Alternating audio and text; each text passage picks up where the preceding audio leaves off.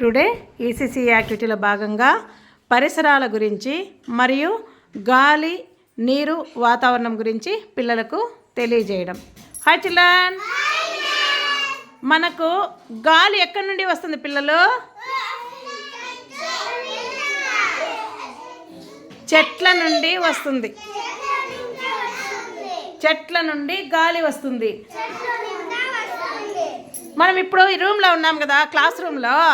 ఇక్కడ గాలి రావాలంటే ఎక్కడి నుండి వస్తుంది? Very good. ఫ్యాన్ కన్నా వేసామంటే మనకు గాలి వస్తుంది. ఇంకా ఎక్కడి నుండి గాలి వస్తుంది?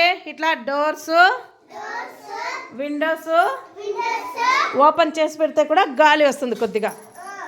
మళ్ళీ ఇంకా ఏం చేయాలా? విసనగరతో కూడా గాలి వస్తుంది. విసనగరతో కూడా కొద్దిగా గాలి వస్తుంది. ఇంకా ఒక పేపర్ ఇట్లా అంటూ ఉంటాం కదా మనము, దాంట్లో కొంచెం గాలి వస్తుంది.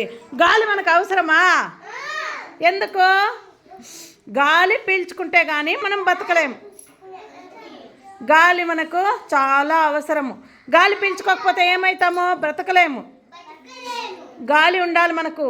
సమ్మర్ వస్తే ఏం చేస్తామో, అమ్మో వేడి, మన వల్ల ఉండే కాలేదు, వేడి చెమటలు వస్తాయి అంటాం కదా. అప్పుడు ఏం చేస్తామో, గాలి కోసము ఫ్యాన్లు వేసుకుంటాము.